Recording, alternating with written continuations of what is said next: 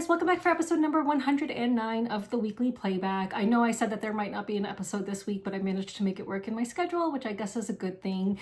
There's not going to be too much to talk about today, but let's just get started.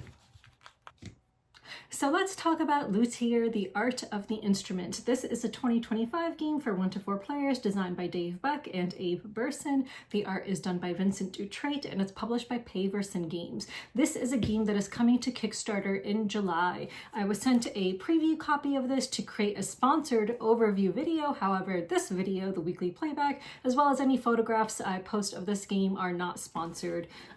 So those are my own opinions and thoughts of the game. So I did play a 2-player game of this last night, which I absolutely enjoyed. So in a 2-player game, you are going to use the player pieces of a third player and block off some spots in the orchestra. But I'll talk about my review at the end of this game, at the end of this segment rather. So this is a worker placement game with a hidden bidding aspect. So each player is going to have certain worker tokens with skill values on them. So you start the game with values 1, 3, and 5. And throughout the game, you will acquire the values for 2 and 4 after certain rounds. So those will be added to your worker supply at a certain point. And there are some special skilled workers that you can acquire by going up on certain tracks in the game. So these will give you like special abilities if you're able to acquire them. And there are 3 apprentices that you can acquire by taking like various actions, or certain patrons might give you access to an apprentice of yours. If you have access to apprentices in a certain round and then you use them in that round, they then go back to the section where you don't have access to them unless you're again able to get access to them. So they do get spent, but they may be able to come back into your hand for the next round as well. So those are the main player pieces. There is a carriage horse, which you'll be using in the market, and I'll explain when that comes into play. And there are certain tokens that you're going to have. So there's going to be repair tokens when you repair instruments, which will be placed into the orchestra. And there's going to be performance tokens in case you perform a piece, which will be placed into the orchestra. And there are going to be these markers for which you'll be keeping track of various skill tracks on the board and player order. And then there is, of course, there's 3 award tokens on your own player board in case you achieve any of the public goals that are above the main board. And then you have a point tracker, as there is a point tracker board, so you can keep track of your prestige as you're playing the game. So this is a hidden bidding worker placement game. So it takes place over 6 rounds. It's pretty easy to break it down when you think of it like this. So the first phase of each round is the planning phase. In the planning phase, you are going to be able to increase the patience value of every patron you have. So you're going to have patrons, and on your board, there's going to be a cube underneath each patron, and you will move the cube forward 1 space to the right. And that will award you a certain gift that patron gives to you. However, if it reaches the last space, that means the patron's patience has run out, and you have to discard the patron and pay prestige. So you will lose prestige for a patron running away from your workshop. So you definitely want to, make the patience cube go in reverse. And one of the ways you can do that is by fulfilling one of the requirements of a patron. Anytime you fulfill a patron requirement, its patience goes back to 0 on the patience track. And there are other ways on the board in which you can decrease the patience cube of a patron as well. So let me just show you some patron cards so you can get an idea of what their requirements are and so on. So for example, here is a patron, and you will see like the gifts at the bottom. So the cube starts here, and then the first gift this patron would give you is access to an apprentice. The second one it would give you is 2 inspiration, and then if the cube ever moves here, it would be discarded. And for this, you would lose 3 prestige. So anytime a patron is discarded, you look at how many requirements they have, 1 or 2, and you'll lose 3 prestige for each requirement you were not able to fulfill for that patron. So if a patron runs out of patience, you discard it and lose prestige. However, if you manage to fulfill the requirements of the patron, and I'll get into how you do that, then you will get to collect the award, which would be prestige, and maybe moving on the reputation track as indicated by here, and flip it over, and then that might give you an ongoing ability of some kind or an end of game prestige points, for certain things that you have. So those are how patrons work, and there's a certain area on the board where you will be able to acquire patrons, and everyone starts the game with one patron. Depending on your starting family, you may start with another patron, which I did. And anytime you place a patron onto your board in your workshop, you do get a little bonus, which is in that slot where you're placing it. So it could be like money, it could be an apprentice or a cube. So those are patrons. So yeah, so on your turn, in the beginning of a phase, the first thing you're going to do is advance the patience cube for a patron. Then if you have instrument cards in hand and you have space available on the roughing bench of your workshop, you can add an instrument card to your roughing bench. And everyone starts with an instrument card to the left side of their board. Now, instruments are going to need to be built throughout the game. And you're going to build them by spending resources. So let me just find some instrument cards to show you. Here we go. So each instrument card will show you the type of instrument, the type of resources it requires to be built and then finished. And some instruments are rare. So like, for example, here is a rare instrument, and rare instruments have a diamond in the corner. So you'll see the roughing requirement here underneath the chainsaw. So that means that's what you use in order to build this instrument. So the way it works is it's going to be to the left side of your board. So then this column is going to be like touching the left side of your board, which makes it easy to see that those are the requirements for building that instrument. Then when it's built, you move it to the right side of your board, and now this side is going to be touching the board, and that shows you the requirements of the materials you need in order to finish that instrument. You can only have 2 instruments on each side of your board, whether that's the roughing side or the finishing side. Once you finish an instrument, and I'll explain how you take that action, we'll get to the actions in a bit, then you will be able to assign it to a patron. So we'll get to that. So in the planning phase, again, you will increase the patience cubes on any patrons you have and be able to add cards from your hand to the roughing side of your board if you have space available. Then in turn order, you are going to take your worker discs that you have available to you and any apprentice discs that you have acquired that are available to you in that round, and start placing them in turn order one at a time on a location, whether on the main board or on your own personal board for the actions you want to take in that round. So on your personal board, you could place, and you're going to put them face down, of course, you could put a disc down in the roughing section or in the finishing section if you want to take that action. On the main board, the various areas of the board are like the balcony, you have the guild, you have the repair shop, you have performance, and you have the salon, and different areas will allow you to take different actions. So in turn order, you're going to place down your discs and apprentices if you have them in the various areas of the main board or your personal board to indicate where you want to take an action. Then in the resolution phase, in turn order, you are going to resolve a location. Now, suppose it's my turn and I decide I want to resolve a location on my own board. That has only my own disc available. So I will be the only one who then takes an action because it's on my own personal board, whether that's building the instrument on the roughing side or finishing the instrument on the finishing side. However, if you are taking an action on the main board and there are other artisans, other players' worker discs there, you will reveal all of the discs. So let's suppose I want to resolve the action on my turn. I'm the first player and I decide I want to resolve the balcony action.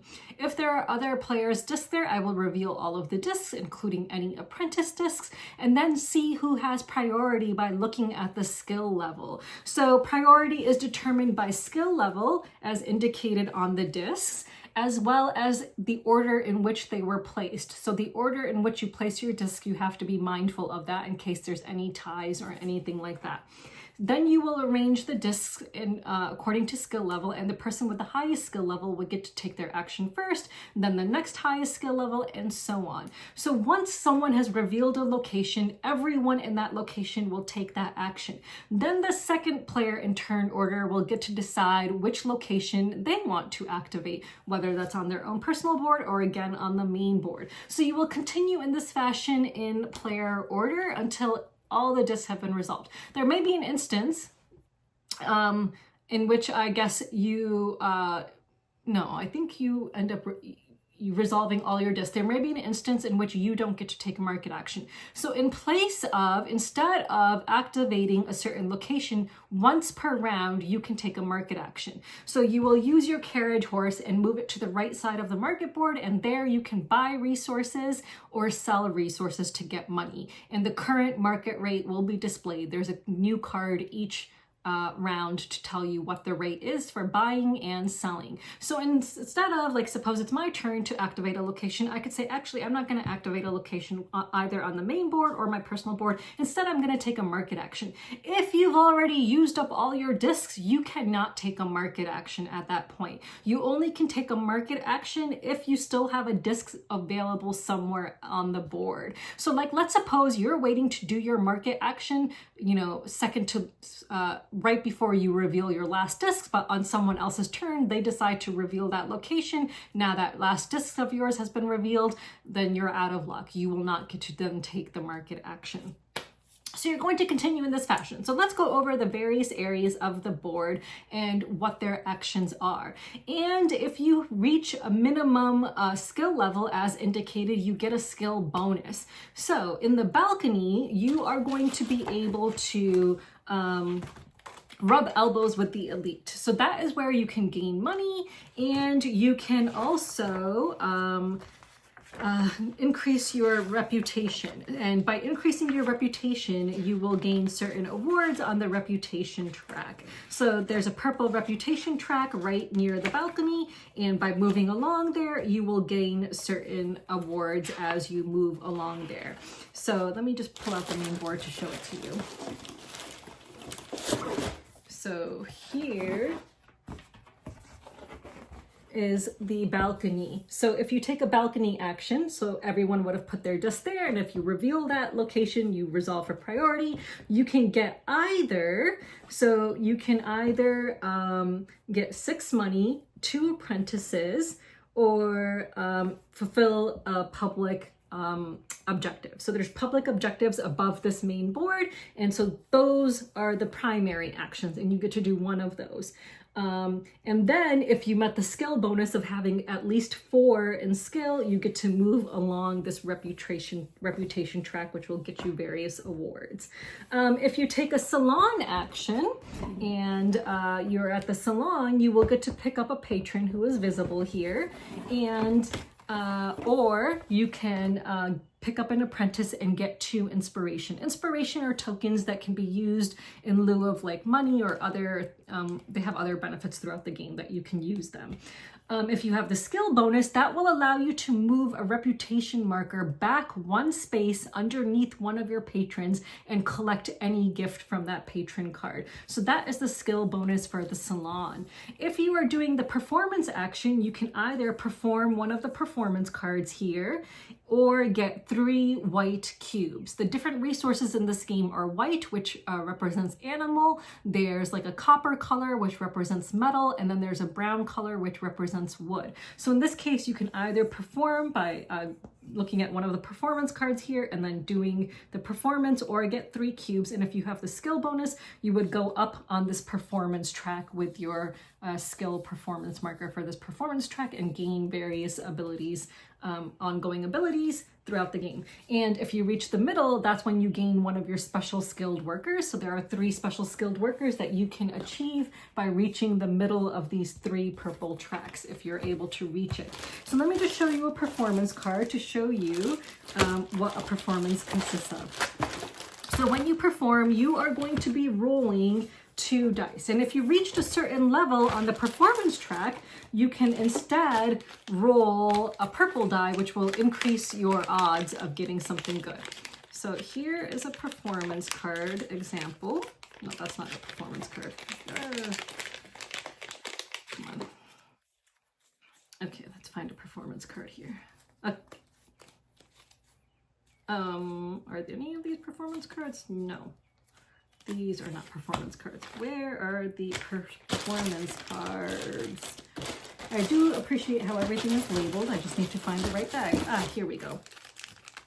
So here is a performance card. So depending on your skill value and how many musical notes you roll, you will look at how many you have total and then determine which line you have gotten. So suppose I had a skill value of 4 and I rolled 3 musical notes. That would put me in the 7 to 10 section because 3 plus 4. So I would get 2 coins and I would get to place a performance token out in the orchestra. So again, the performance tokens are those little small round tokens that have musical notes on them. And by putting them out in the orchestra, you will gain some kind of an award once you put it there. Sorry, no, you only get an award if you put a chair out, I believe, actually, not a performance token. But they will help you to, yeah, only for chairs, but they will help you to achieve requirements of certain patrons. Not all patrons require a performance or repair, but some of them do. So that can help you achieve some patron requirements, which again, you want to do because you need to achieve their requirements before they run out of patience. So those are the performance actions available. If you go to the guild, you will be able to pick up a new instrument card or get a wooden cube, and wood is always the most expensive in this game in the market. And if you met the skill bonus, you can then get a cube of your choice and add a card to your roughing bench, because otherwise you cannot add a card to your roughing bench until it's again the start of the next round. So there, if you have a card that you immediately want to add, if you have the skill bonus and you have space, you can immediately add it. So again, in the guild, you pick up either a new instrument card or you get a cube. And then finally, in the repair shop, that's where you can repair. There's going to be repair cards here. So let me show you an example of a repair card. Let's find the repair cards. Here we go. And by repairing, you will be able to get prestige. So it'll indicate how many prestige you get. You'll get to put out a repair token in the orchestra, which again might fulfill a requirement of a certain patron, and you will go up on the prestige track. So that is repairing. And if you met the skill bonus in repairing, you would also get to go up on this track up here, which again, if you reach the middle of, you'll get a specialty worker added to your hand that you can then use. So those are the actions on the main board. And on your personal board, your actions are to either build an instrument or finish an instrument. So this is your board, and to the left side of your board is where you will have your cards for building, and the skill bonuses are listed here. So if you have a skill of at least 3, you will get 2 inspiration. If you have at least 5, you will get to subtract the 1 cube from the cost of building an instrument, and you will also get the 2 inspiration. Once you've built an instrument, then you move it to the finishing side of your board, which is the right side of your board. And those are the skill bonuses there. So if you have a skill of at least 4, you get to subtract the cost of a cube. If you have a skill of 6 or more, then if you got the first chair for building that, for finishing that instrument, you will get double the reward. So first chair means that once you build an instrument, you are going to look at the orchestra to see where that instrument belongs. You are going to look at the family of the instrument, meaning whether it's a wind instrument, a string instrument, and so on. And you're also going to look at the era of that instrument, whether it's like classical, romance, or so on. And then you are going to put your chair into the appropriate slot and then get the reward. So you will see the various rewards. Now, if you did a rare instrument, there can be any number of chairs in the rare instrument section. However, if your instrument was not rare, you can only have 1 chair in that section. So if there's already a chair there, too bad. However, if there is a performance note or a repair token there, you can bump those out and put in a chair instead. But chairs cannot be bumped. And chairs will give you like area control kind of points at the end of the game, prestige points at the end of the game. So those are all the actions. So again, if you go to the market, you can, instead of activating a certain location, you can buy or sell resources. But again, you cannot do that if you have no more discs left on the board, because you would do that in place of activating a disc once it's your turn when it comes around to you. So again, you're just trying to build instruments, fulfill patrons' requirements for different instruments, different performances, and so on. When you do that, you tuck in the card underneath that patron. So once you've finished an instrument, if it matches a patron, you would tuck it underneath that card to fulfill their requirement. Unfortunately, if you've built an instrument and it does not fulfill the requirement of a patron, you would discard that instrument. However, you would still get the chair in the orchestra, which is nice. But again, you know, those patrons, their patience is increasing at the beginning of each round, and you want to fulfill their requirements before their patience runs out. And every time you fulfill a requirement, their patience goes back all the way to the 0 spot, which is nice. Okay, so I believe that that is like really the gist of the game. So again, there are special tokens that you might be able to earn throughout the game by going up on various tracks, and there are cards associated with those tokens which will give you a special ability. So essentially, you'll just have like an extra token to add in your hand, and the card might say, like it might show this symbol and might say, oh, if you have this token in the balcony, it counts as a skill value of 3. So it's essentially adding another worker to your hand, giving you more workers available so that you can carry out more actions. An important note that you can place more than one worker in a location. However, they will be resolved separately according to their own skill and priority level. So let's suppose I put down a 4 worker and then I put down a 3 with 1 apprentice, which is also a 4. So now I have 2 4 workers in a particular location. And again, you would resolve for priority with all the other players' workers as well.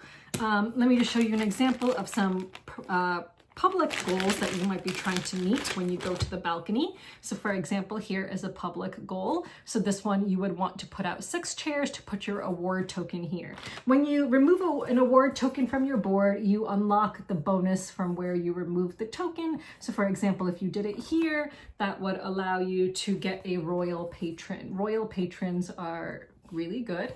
This one would allow you to get your special worker and so on. So there's 3 award tokens, and if you're able to achieve a public award, you can remove it from your board and then place it onto that public award tile and gain the points and then gain whatever thing you removed it from here. You are limited to 9 resources, so if at any time you need to collect more resources that would bring you above 9, you will have to discard something. And this is where you keep your patrons, and anytime you get a patron, you can immediately put it in a patron slot. You can only get a patron, obviously, if you have room for patrons. And again, the bonus that you would get for putting that patron down is listed underneath that spot. This is where your family portrait will go, and each family portrait will give you some starting bonus. So before you start the game, you will select your family, and on the back of your family, it'll tell you like what resources you start with and what other bonus you might start with. So again, the game is played over for 6 rounds, so over 6 rounds, and at the ends of rounds, let me just double check which rounds, that would be on the round tracker. So this is the round tracker. I'll show you the round tracker here. This goes on top of the main board, and at the end of round 2, you would get your 2 skill worker, and then at the end of round 4, you would get your 4 skill worker to be added to your hand of workers. So your number of workers will increase throughout the game. So again, only 6 rounds, and let me just show you the market board. And the market board, you'll have your horse carriages on one side, and if you take the market action, you will move your horse carriage to the other side to indicate that you've taken that action, because you can only do it once per round if you're able to. So yeah, really fantastic hidden bidding worker placement game. Like if that is your jam, I think you will really enjoy this. I think you would enjoy the player interaction, because there is player interaction, because you can really screw people over, which I did to my opponent, but he still won. So in the last round of the game, I was in desperate need of resources so that I could build an instrument and then finish an instrument. I think I was even trying to finish 2 instruments, but in the end, I think I actually did finish 2 instruments in the end, if I remember correctly. But anyway, I needed resources, so I went to the guild section so that I could the repair section so I could collect resources. He had placed 2 workers in the repair section. And as my first action, because I was first player, that was the first thing I did. But he did not need that to happen early on in that round because it screwed him over. Like, really badly, because he was already, filled on resources. He couldn't collect the resources he needed. He was planning on spending the resources he had and then repairing some and then getting something else and so on. So by me taking that action first, by deciding to do that location first, I screwed him over. So there is that kind of player interaction in this game, and that's where your skill values come into play, because like if you really want a certain card that is out on display, you need a higher skill value because you might be worried that someone else will take it and cards will not be replenished until the end of the round and so on. And there's going to be certain spots where things are free, but then there's spots where you'll have to pay if you are taking that action if you want a certain card. So really great game. There's a lot to keep track of. It's kind of like a programming game in some ways, where you're kind of programming the order of actions, but again, the order of your actions can be messed up by other players deciding to go to a certain location. And if you had a disc in that location, then you're gonna have to take that action as soon as that disc is revealed. So that is the downside, but it is kind of like a programming game in that sense. Super fun. You're just trying to really, efficiently build, finish, and do all the different things to earn prestige. And then at the end of the game, there is that like area control for the orchestra, depending on how many first chair tokens you have. In a 2-player game, it's harder to get points, but in a larger player game, you will get more points for that. So there's a little chart that you will look at for end of game scoring, which will tell you how many points you get for all of the chairs in the orchestra. So let me just find it. Where is the rule book? Oh, here it is. So the rule book shows you the chart. So if you're playing a 1 to 3 player game, if you had, for example, 3 chairs, you would get 0 points. But in a 4-player game, if you had 3 chairs, you would get 1 point. So depending on the number of chairs and how many players, that will determine how many points you get in the orchestra. So, maybe not the best way to get points, but again, you will get points when you place the chair, when you build the instrument rather, you'll get points from that. You'll get points from patrons. There's a variety of ways to get points throughout this game. And there's a variety of ways to get like your apprentices by going up on various tracks and so on, by unlocking skill bonuses when you place workers meeting the minimum skill bonus requirement of 4 or higher, and so on. So there's a lot going on in this game. It's super fun. I really, really enjoyed it, and I highly recommend it if you enjoy hidden bidding games and worker placement games with values on them, So if you enjoy like dice worker placement games, I think you would really enjoy this as well. And fantastic components. This is a pre-production copy, but I can only imagine how wonderful the production copy will be. And I imagine that they'll have like deluxe components with metal coins and stuff like that. I can only imagine, but really fantastic production quality, super fun game, gorgeous artwork. Just, a little bit of a table hog, but not too much. Very long. So at 2 players, it was still a long game. So if you're, gearing up to play a 3 or 4 player game, be prepared to spend more time at the table. Like the box says 90 to 150 minutes. We started setting up this game at around 5 p.m. I think we started playing at around 6 by the time we finished the rules and everything. And we finished playing. So it took us about 3 hours to play, in fact. And then we, had to pack up the game and everything like that. So a 2-player game took us about 3 hours to play. So that's something to keep in mind. So if it seems like it's your jam, then it will be on Kickstarter in July. And again, thank you to Paverson Games for allowing me to preview this game. And unfortunately, I will need to send it on to another previewer. I would have loved to have kept it to play it again, but that's the life of a content creator. So so that is Luthier. So if it sounds like it's your thing, then definitely check it out. So let's talk about Donut Shop. This is a 2024 game for 2 to 4 players designed by Jeffrey D. Allers, and the art is done by James Churchill and Nick John Whittle, and is published by 25th Century Games. This is a review copy that I received. This is a nice light tile placement game with just enough thinking, I think, involved so that even seasoned gamers can enjoy it. So you are going to start with this donut cross in the center of the table to begin with. Here is your donut display. You'll always have 2 tiles on display and then the draw piles in the back. And here is your order card display, napkin dispenser.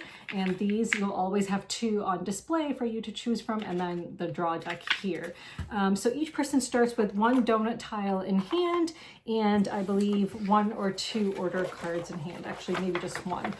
So on your turn, what you're going to do is you're going to first add a donut tile to the display case. This is the display case. So you're going to take a tile from your hand and then add it to the display case.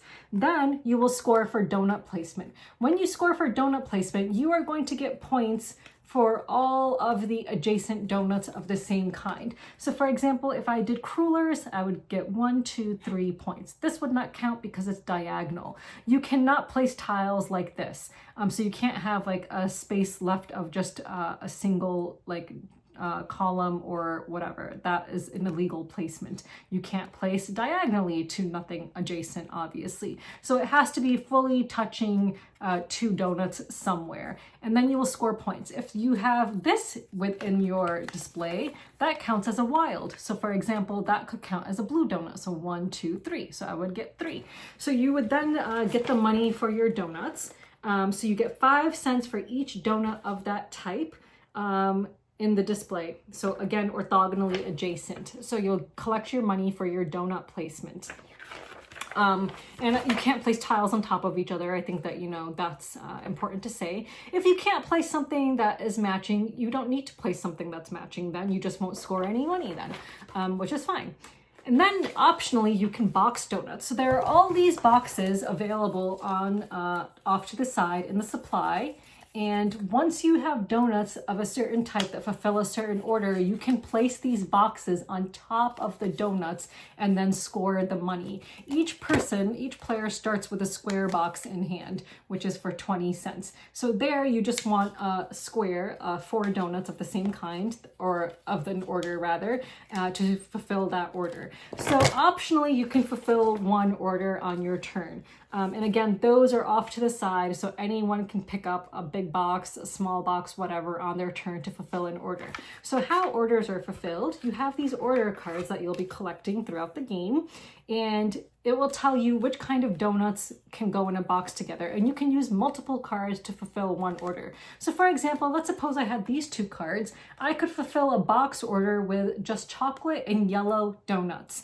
No other donuts would be allowed in that box. So if I had a square that consisted of just chocolate and these lemon donuts, I could make a small box order and get the, I believe it's 20 cents if you fulfill a small box order, and place that on top of the donuts and then discard these cards. Additionally, you might get a bonus if you have more than 1 coffee card to fulfill an order, or if you have sprinkled donuts in the box that you are creating. So let's suppose a chocolate donut had sprinkles on it. I would score an additional 10 cents because this card indicates that sprinkle bonus. So you can also get bonuses for coffee or sprinkles from these order cards. So again, you're going to place a tile, score any money if you have any adjacent donuts, and then optionally box up an order, and then you will draw cards and donuts. So at the end of your turn, you are going to take a new donut tile and a new order card. So you can choose between a known order card and an unknown donut, or a known donut and an unknown order card. So again, there's always 2 donuts on display here. So if you wanted, you could pick one of these on display, but then you would have to draw 1 blind order card. Or you could take an order card that is on display, because there's always 2 on display, and then draw blindly for your donut tile. So that's how you add more cards and tiles to your hand.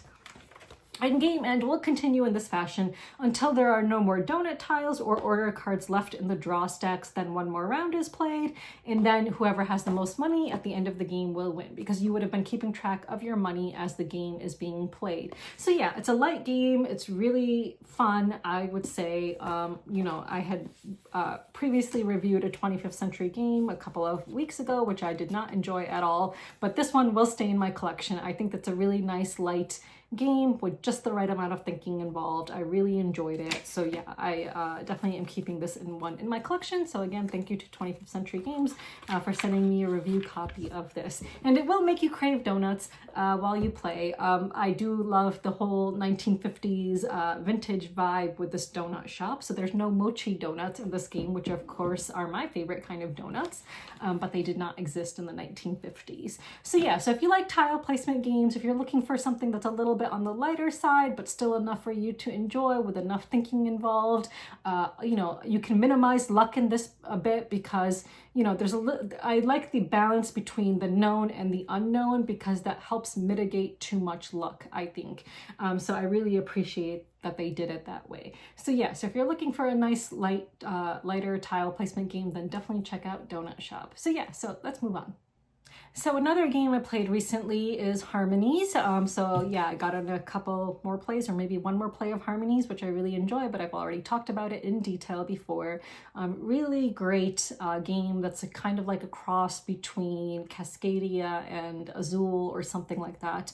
Really love Harmonies. I just do need to replace the bag that holds the tokens. It's got a hole at the bottom now, so the bag quality is not great. So I need to replace that with a sturdier bag, but really great buy. Like, I mean, that was like a straight to retail game, and it's just super fantastic. I think it's a game that everyone should have in their collection. Absolutely love it.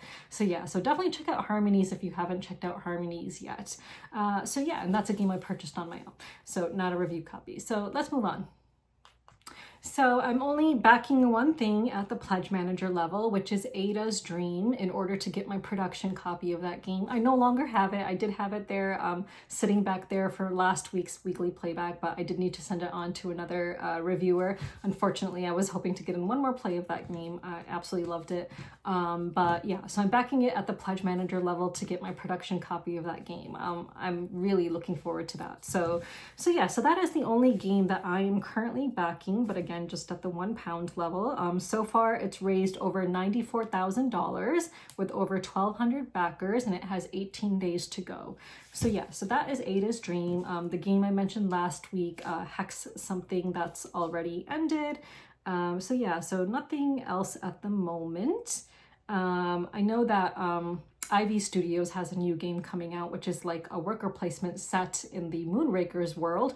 Unfortunately, I was not sent a preview copy for this. I was thinking of reaching out to them once I learned that they're coming out with a new game, but maybe further down the line, I'll see if I can get a review copy of it or something like that. I would absolutely love to check that out. Like, I absolutely love Moonrakers. I love Ivy Studios, like the games that they put out. Of course, my favorites are Moonrakers and Mythic Mischief. Like Mythic Mischief, I think I would rank as #1. So I know that they have a Kickstarter coming out. You know, a little bit sad that I didn't get contacted to review it, but maybe I'll reach out to them or see if I can get a review copy once it's published or something like that. So yeah, so let's just go into new arrivals. I still have a bunch of stuff that I haven't picked up from my post box yet, but something did arrive unexpectedly that I can show you to my home address. And that is the, oh no, oops. Pardon the abrupt ending. I accidentally knocked over my light. I was saying that I haven't picked up the games that are waiting for me at my post box yet, but something did arrive unexpectedly to my home address, which is the game that I backed, Honey Buzz Fall Flavors. So this arrived, and it's like the same kind of box size, I think, as the regular base game. So there's like a lot of stuff here. So I already unboxed it and sorted it out. So it comes with this slip cover. So and then I Of course, oh, that's just gorgeous. I absolutely love this artist's work, like just really stunning. So I already took out all the deluxe components from these boxes and the expansion, the mini expansion, and put them into the main box here. I still need to do a bit of sorting because I'm still trying to figure out like where everything needs to go, but nice quality rule book. Like honestly, this took forever. I cannot even remember now at this point when it funded. I just know it was like a super duper long time ago, but I am so glad it arrived before fall so that I can play this in fall. So this is one of the mini expansions that I backed, the cornucopia one, I think. So yeah, I really need to refresh my memory on how to play Honey Buzz, to be honest. I believe it's like a worker placement, like tile placement kind of game, but so yeah, it like comes with a whole nother board. So it says it's an expansion, but like, I don't know, I think you would actually like replace the board, the main board. And then here are all the components. Nice insert. I just really need to figure out where things go. So here are some of like the deluxe components. Like these are just really, really nice. What else? I love these like squishy like fruit and vegetable pieces. Actually, I think pumpkin is technically a fruit, but super, like these are just so cute and squishy. I love them. I just really, really love them.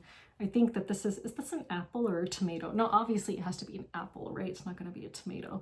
And then pear, I love pears. So those are super cute. What else? It comes with a die. I really like this. This is really nice die. It comes with 2 of these yellow bees. Here are some of the deluxe components which I had backed. So, oh, it matches what I'm wearing. And then it comes with a bunch of different bees. I'm not a fan of the felt. Like I really wish they would like come away from the felt. But I'll just show you like purple bee, and here's a felt one. But yeah, really not a fan of the felt. And then there's like a fan or something like that. I don't know. Is that supposed to be a fan or a leaf or something? Yeah. And then just a bunch of different tiles. Now, I don't know if these are like upgraded tiles, but I really love that, whatever you call it, spot gloss, holographic, like printing on it on this tile, like super cool. So I don't know if those are special tiles or just part of like the base game for the fall edition. I really don't know. And then there are these things which I think you can slot things into, and they have like numbers on the bottom. So I'm gonna have to read the rules, but I'm really looking forward to playing this. I think as soon as August hits, I'm gonna like get this out and start playing with it. And there are cards which I did not open yet, but yeah. So that arrived, so super excited for this. It was a nice surprise. I had gotten a shipping notification saying that I was getting something from Board Game Tables, or All Play Game, I think they're called now. And I had no idea what I was getting because they didn't say what I was getting. So when this showed up, it was a real pleasant surprise. Yeah, so super excited for this. Yeah. So that's the only arrival I have to show you this week, since I didn't pick up the games from my post box yet. But I do know that a Luthier Games game arrived, which I'm super excited for. So next week I'll have that to show you guys. So let's move on. So I think it's been a while since I've talked about the cats, so I guess I can talk about the cats and just give you guys kind of like an update on them. They're doing well. We still haven't caught Ghost Cat yet, which I'm so sad about. I feel like so much time has passed, and I'm like, the longer that he goes on his own without being reunited with his family, like, will they even take him and accept him once we manage to catch him and put him in the barn with his other family members? I don't know. So I'm really concerned about that. So I really hope we get Ghost Cat soon. But he's still being fed. He's the last remaining cat in colony number 3, which was the really feral cats. Otherwise, the cats are doing really well, and I'm glad it's summer. So, you know, now I give them really cold water to drink rather than in the winter months when I would give them like warm water so that it, you know, hopefully wouldn't freeze for some time and that they would actually get a chance to drink it. And now I'm like melting and like sweating when I'm going and feeding the cats. But it's really good to see them, like, you know, usually lounging in the shade, or they're off playing somewhere, or just enjoying life. So I think summer is better than winter for them, especially since, you know, water can be drunk when it's hot or cold, and I, you know, of course, give them cold water when I go to give it to them. So yeah, so they're doing well. So I'm really happy to see them every day. And I've started seeing a raccoon at colony number 1. He is a regular visitor now. I've seen him a couple of times, as well as a really fat groundhog. I have a really fat groundhog who lives in my backyard, by the way. I've named him Albus, like Albus Dumbledore. But yeah, there's a really fat groundhog at colony number 1. There's a couple groundhogs at colony number 2, and now a raccoon who I see on a regular basis at colony number 1. I'm hoping I can befriend him. I've always wanted to befriend a raccoon. I think they're so cute. I love raccoons so freaking much. I once held a baby raccoon, like we're talking years ago, like it was like 2008 or something like that. I got to hold a baby raccoon, super cute, and it wrapped its little fingers around my finger. It was a baby rescue raccoon. So I hope I get to befriend this raccoon. That would be really awesome, and just have a raccoon friend over there. So we'll see. I'll keep you updated on the raccoon as well. So that is the cat update. So Palestine, no new updates really. I misspoke. I said ships and I meant to say trucks in the last video when the Israeli occupation forces and the American soldiers were disguising themselves as aid workers. I misspoke and said that they came out of ships. It was trucks, and I misspoke. But yeah, so that happened. And as I mentioned in the last video, you know, the board game industry did their fundraiser. So interesting thing. So I went and saw on Twitter, like, you know, the announcement about how much money they raised. And I noticed that Kids Table Board Gaming liked the post about how much money they had raised for this fundraiser for Palestinian children. Now, this is before Elon Musk removed the ability to see likes. So just like 2 days ago or 3 days ago, Elon Musk removed the ability to see which post users have liked on Twitter now. So now you can't see who's liked a post, another post. You can only see likes on your own post and who's liked your own post. But I can't go to someone's profile now and click on their likes and see what other posts they've liked. I can't like look at a post and click on likes and see who else has liked that post. So this was before that was taken away, this ability. But I noticed that Kids Table Board Gaming liked the post about how much money was raised for the Palestinian children. And I'm like, really? Like 3 years ago when I spoke up for Palestinian rights, that's how I got blacklisted by so many publishers, because the owner of Kids Table Board Gaming did not like me saying Palestinian lives matter. And she kept on beating around the bush trying to explain, could not explain how Palestinian lives matter is different from Black Lives Matter. Here's a Zionist now trying to hide the fact that she does not give a shit about Palestinian babies being killed. Like, complete bullshit. And no one's going to call them out on this. No one's going to call them out and be like, oh, you know, so have you changed your stance? Because 3 years ago, you know, you were a Zionist and against Palestinians, you know, speaking up for Palestinian lives. So like, can you just explain why you're liking, you know, posts about raising money for Palestinian children now? Because, you know, 3 years ago, she was basically telling me I should focus on saving animals rather than saving Palestinians. I should focus my attention on animals and not Palestinians. 3 years ago, Palestinian children were still being killed. They were being maimed. They were being amputated, like having limbs amputated, just like always in Palestine. So, you know, but is anyone going to call out Helena Kappel and her husband on their shitty Zionist takes and whether or not they're still shitty Zionists? No one's going to call them out on it. This industry still stays silent about what evil Zionism is. So even while these people are all raising money for Palestinian children, none of them have spoken up about the evil that Zionism is and the root cause of the Palestinian suffering in Palestine. So yes, so I still view them as a bunch of fucking hypocrites and sellouts and Zionist shills. That's what they are. Until they start calling out Zionism, until they start calling out Zionists in the industry and stop supporting Zionist games, they are Zionist shills and hypocrites. That's just the way it is. And they're never going to call out Zionism. They're never going to call out their Zionist buddies in this industry. And Our Family Plays Games will continue to accept Zionist money. They will continue to be sponsored by these Zionists and have blood on their hands. And the industry will still like fawn over Our Family Plays Game because they're African American and they want to support minorities in this industry. But who the fuck cares about Palestinians being killed as long as they can support a black family in this industry? Like, this industry is just complete bullshit and filled with hypocrites and Zionist shills. So yeah, so that is my rant this week about Palestine. So let's move on.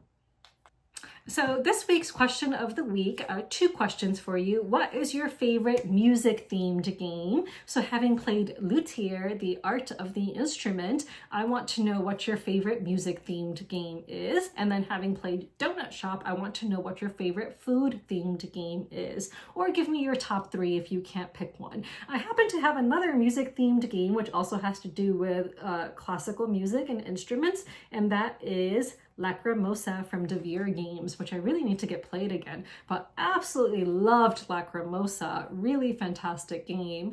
Honestly, I cannot think of any other music themed game that I have right now. So if you have been watching my content for a long time and you can think of one, let me know.